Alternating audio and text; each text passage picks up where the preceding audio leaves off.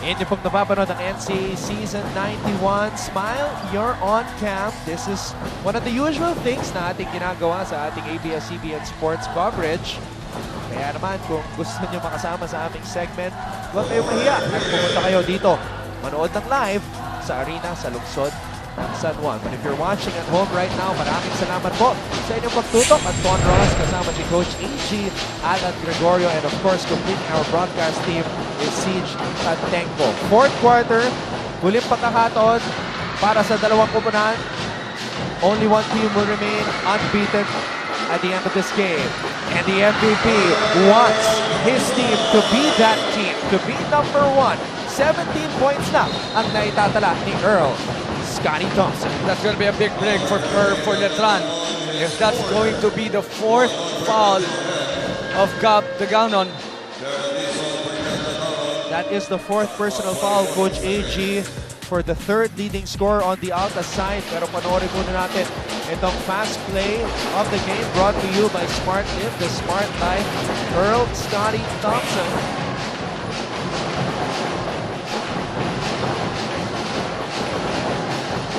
Felix Apreco. Unang puntos para kay Apreco dito sa larong ito. You might think that he's only a defensive player, but that was a great flash off the weak side coming from Felix Apreco. Bonus points na yan tuwing naka-score si Felix Apreco. Macjor Loeb. At nakikita natin yung frustration ni Bright Acueti, umiiling-iling. Well, Letran knows where their advantage is, and that is on the pressing defense against the inexperienced point guards of Perpetual. Your analysis, Coach AG, is spot on. Kaya rin hindi nakakatanggap ng bola si Acueti dahil sa mga guardia pa lang na dedepensa na ng Knights ang Altas. Hindi nila maitawid yung bola ng maayos.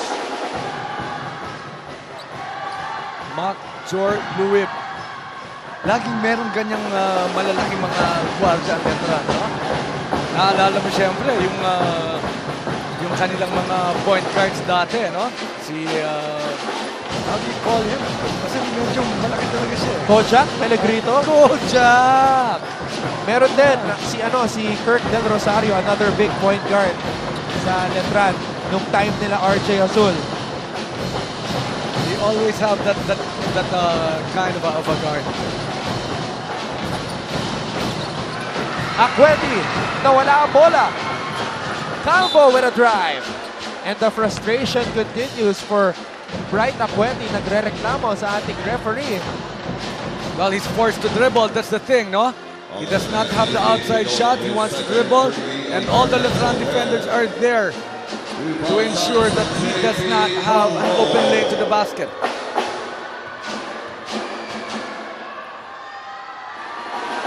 JP Calvo, one of the spark plugs para sa Colegio de San Juan de Letran. They are hoping na sila magiging 5-0 pagkatapos ng larong ito. Remember the 5 points that he scored in the fourth quarter against San Beda. JP Calvo now again silent but steady operator on the part of Letran. Gab Dagangon, 4 personal fouls, binalik na muna ni Coach Arik Del Rosario. Coach AG, kailangan kasi nila ng puntos dito. At si Dagangon ang mainit para sa Altas. The top 3 scorers for the Altas are on the floor. Bright Acueti. What a tough afternoon for him. Well, you have to give it to the defense being shown by Apreco. Single coverage lang pag si Apreco. Hindi siya humihingi ng double team. Rakal, umikot. Rakal, short snap, wala. Acueti, tinapik ang bola sa kanyang kakampi. Coronel, inside to Acueti, foul on Apreco. But reaching in was Felix Apreco. Also going to be the fourth foul for Felix Apreco. At alam ng Letran niya, that's why he was coming back again.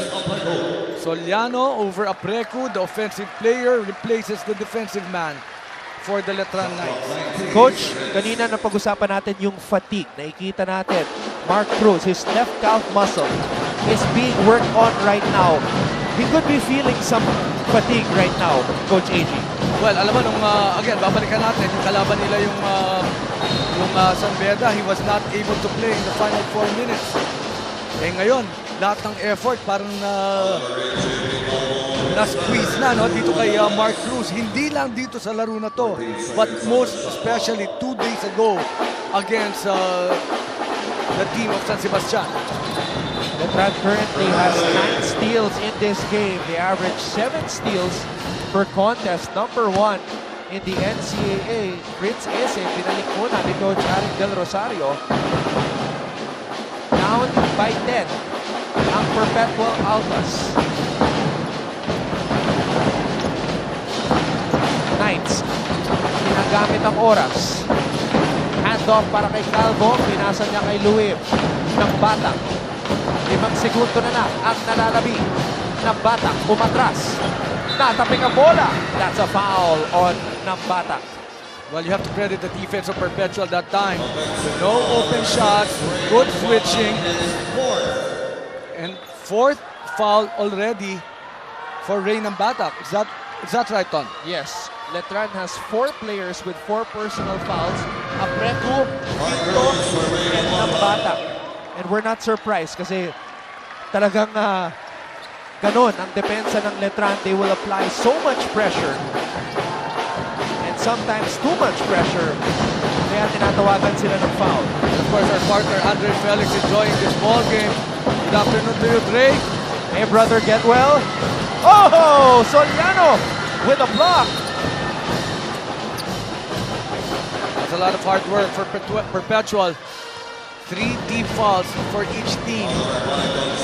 We're talking about Mark Cruz is back in this ball game, but they're on top by 10 points. Bong Quinto also will be replacing JP Calvo. At the strike, Flash Sadiwa. Flash Sadiwa looking for his first points dito sa larong ito. Talagang hinahanap ni Coach Arik Del Rosario, Coach AG, kung ano talaga yung tamang kombinasyon sa Perpetual Altas. He's been shuffling his players all throughout this game. Well, you know, we tend to figure out that it's not really the big men, nagkakaroon ng problema. Kailangan ma-figure out na kung sino sa mga guardian kayang lumaban or kayang magbaba ng bola against the hard-nosed defense of Letran. Balikan muna natin si Siege Tantenko ngayon. Siege? Yes, Anton, dehado man ng Perpetual ngayon decidido si Coach Arik na huwag pakawalan ang cornerstone ng kanilang strategy. Sabi niya kanina, kailangan natin ng mga siguradong pasa, patuloy na pressure, at kailangan din natin mag-limit ng turnovers. Patunayan niya, nagsitin ako sa huddle nila at nag-chipin si Coach Arik. Hindi siya naninigaw, hindi siya agresibo. Patuloy lang siya nag-drawing ng play sa kanyang board. Malinaw dito, manalo-manalo, meron silang plano. Back to you, Anton, Coach. Maraming salamat, Siege. Yun talaga ang nagiging problema ng Perpetual dito sa larong ito. They have 22 turnovers here in this game. Yun ang kanilang average.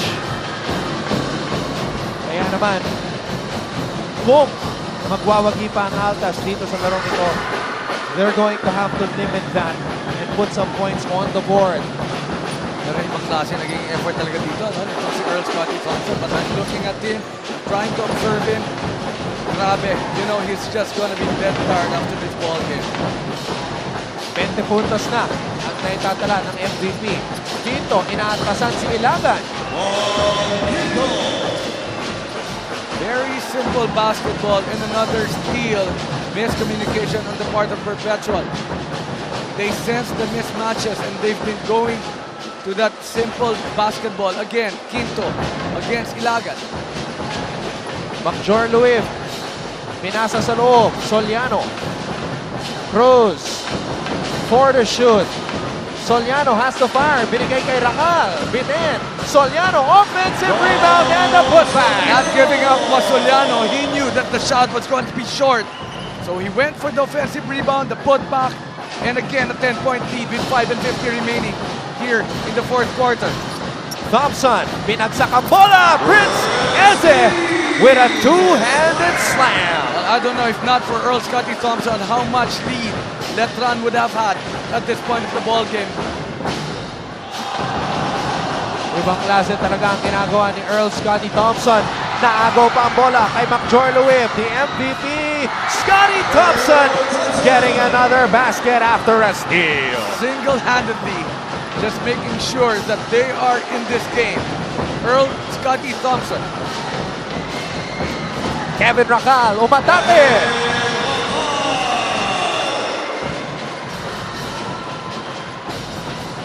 What a game.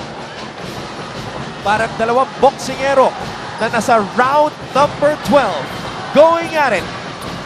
Leaving everything on the line.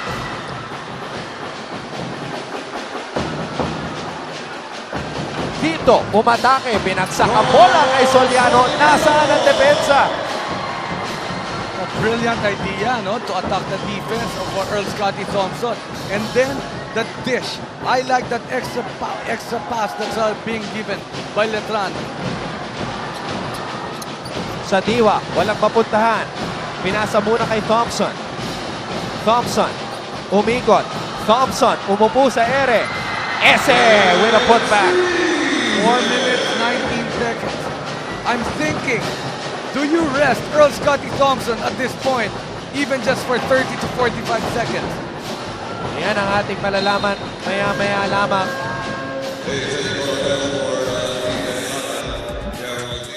Panoorin natin muli itong galaw ng MVP Earl Scotty Thompson. Strong move of the game brought to you by Smart. Live the smart life. Decided to drop it off on the last second para kay Prince Eze for the easy two-handed stuff. But coming back in this game won't be easy. Lama ang Letran, 71-63. Bright Akweti, quiet afternoon. Walang puntos dito sa fourth quarter. Just 7 for the game for the number 1 scorer in the NCAA. Mr. Brightside has been taken to the dark side on this Thursday afternoon.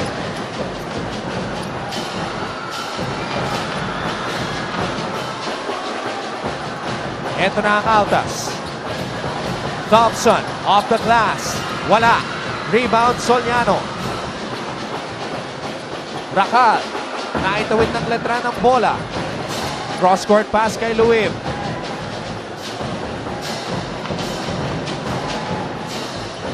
Soliano.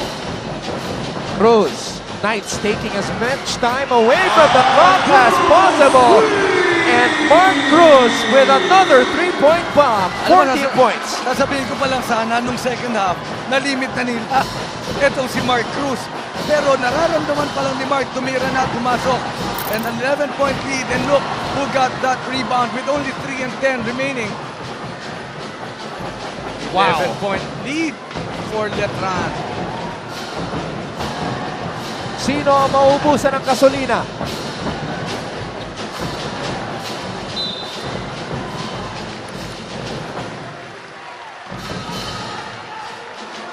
That was a big three-point shot for Mark Cruz.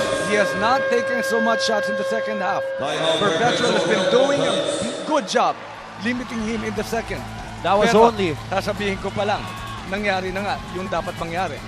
Mark Cruz. That was the only field goal he has scored dito sa second half, but it was a big one. Lamang ang Letran, 74-63.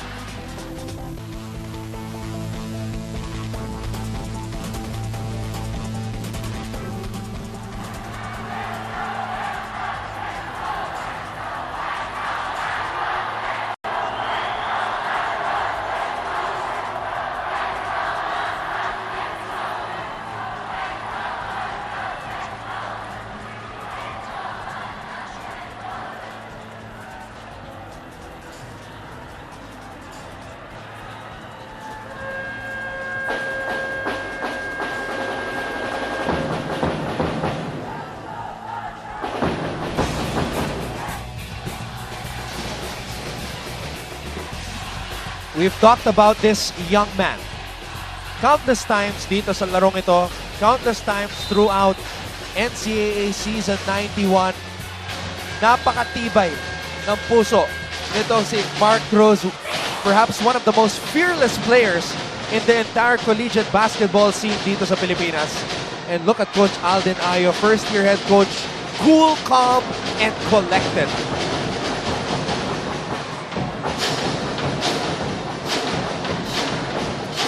Coach Arik Del Rosario, does he have any more tricks up his sleeve?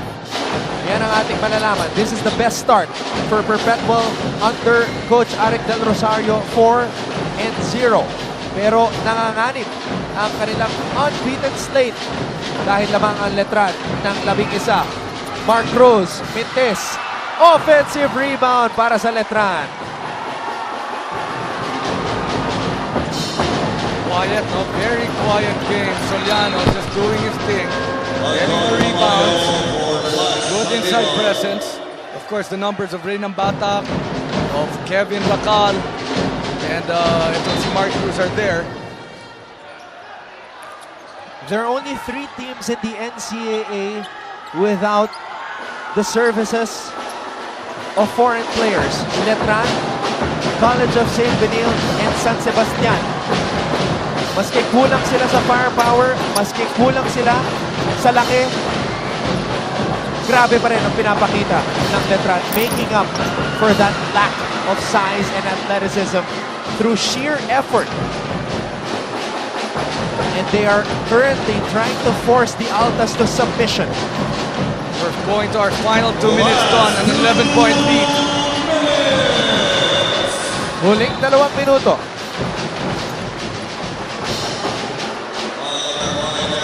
Tayuan ang mga fans ng Letran dito sa loob ng arena sa lungsod ng San Juan. Ramdam nila.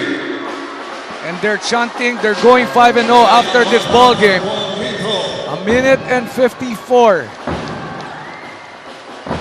Lewip will take 2 free throws. Ang average ng Letran is about 83 points. They're not going to reach that, but they only allowed 63 points, of course, in the minute and 54 remaining, to a team that's averaging almost 80 points per ball game in their 4-1 games. Tama ka, Coach AG. Perpetual is averaging 78.3 points per game. Right now, they're just at 63.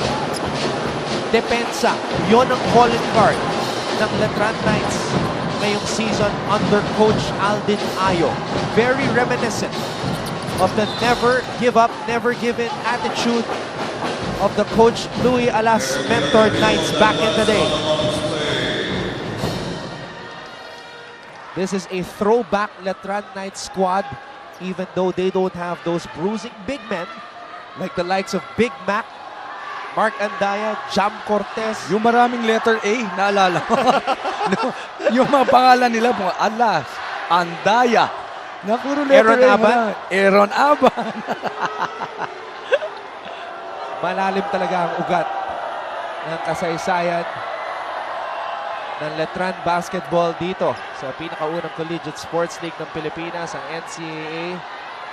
Masarap balikan ng collegiate basketball. Marami tayo nakikita mga NCAA legends watching the current crop of superstars, and they're trying to review this call right here. Ang initial call, mananatili daw sa Perpetual ang bola, pero rene-review nila 1 minuto at 42 segundo na lang ang nalalabi dito sa ating laro. 4-0 ang parehong kupunan at mukhang kay Ese tumama ang bola. Kaya naman pinaliktad ng referee ang kanyang tawag, Letran basketball. Hindi ka talaga makakawala dito kay Direk Raul. Yung angulo, kitang-kita. Although there was denial, it was Eze who touched it last. Kevin Racal and the Knights looking to put the finishing touches on this game. Pero lumalaban pa rin ang Altas. Pero counter steal na naman mula sa Letran.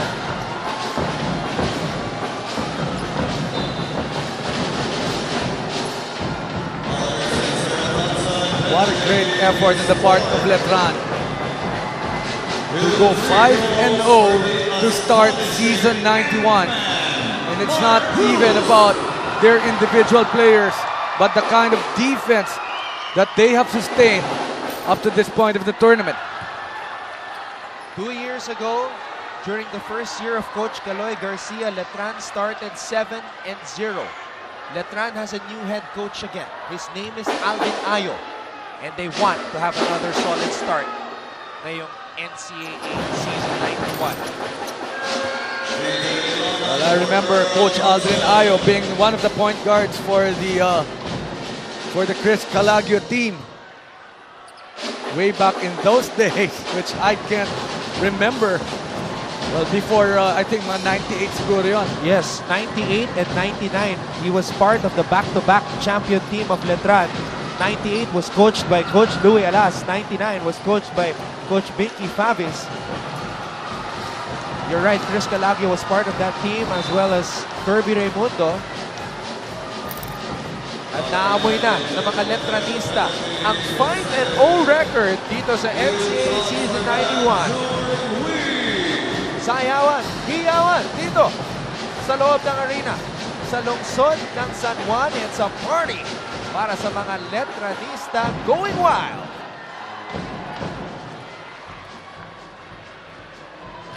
At the start of this game, we wondered whose game would prevail.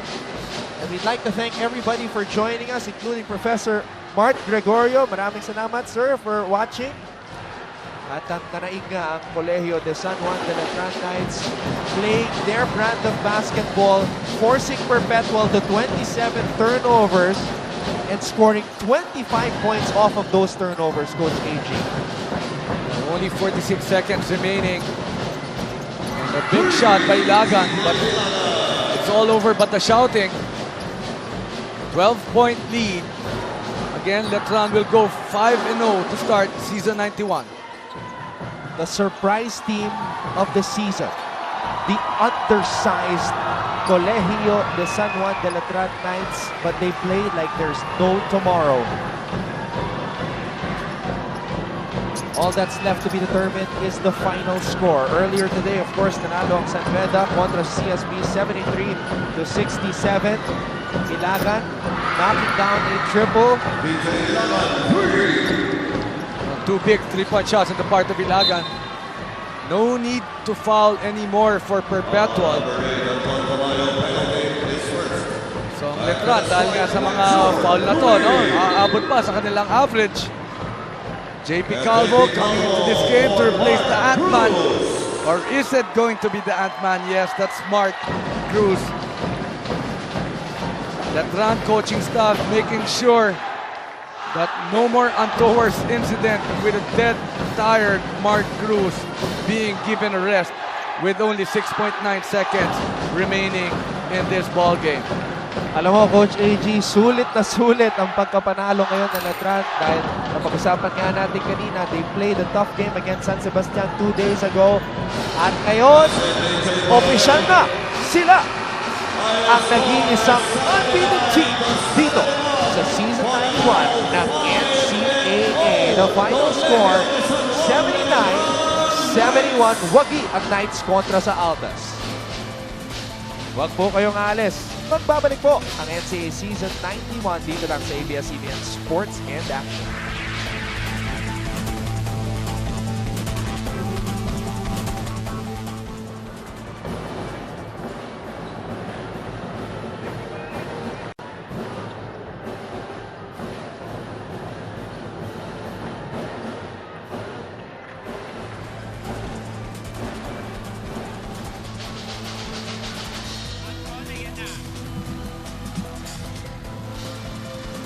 Isang koponan na lang ang nananatiling unbeaten dito sa Season 91 ng NCAA, and it is the Proud Knights from Colegio de San Juan de Letran. They beat the Perpetual Alta 79-71.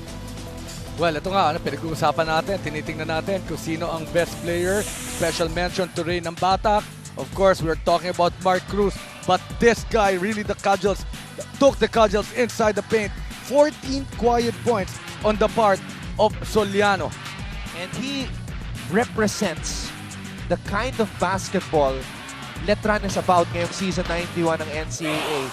He's undersized, he's only 6'4", but he plays bigger than his actual size. Grabe ang mga numero na naitala nitong si Tom Soliano. Well, look at those numbers. 14 points, 6 rebounds, 3 assists, 3 blocks, and more than that, going up against Eze and Bright Akweti.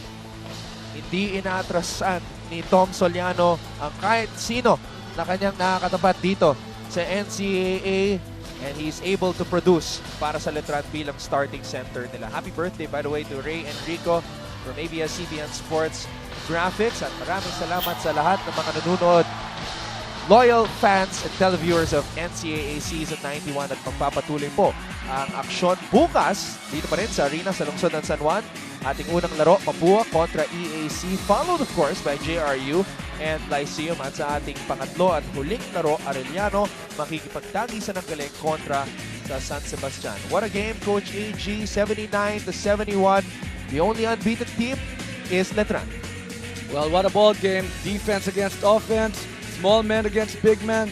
Pagdating ng dulo, it's really about the kind of defense that one team plays, and this time, it's really the Letran Knights. David triumphing over Goliath in our second game. Letran winning 79-71 against Perpetual. And in our first game, of course, nagwagi ang San Beda kontra sa CSB 73-67. Sa ngalan ni Direk Raul De Ocampo, Siege Tatenko, Coach Alan Gregorio, at lahat ng mga bumubuo ng ABS-CBN Sports, ako po ang inyong lingkod, Anton Ross, nagsasabing magkita-kita ulit tayo bukas for more basketball action dito sa Season 91 ng NCAA. Ilabas ang galing!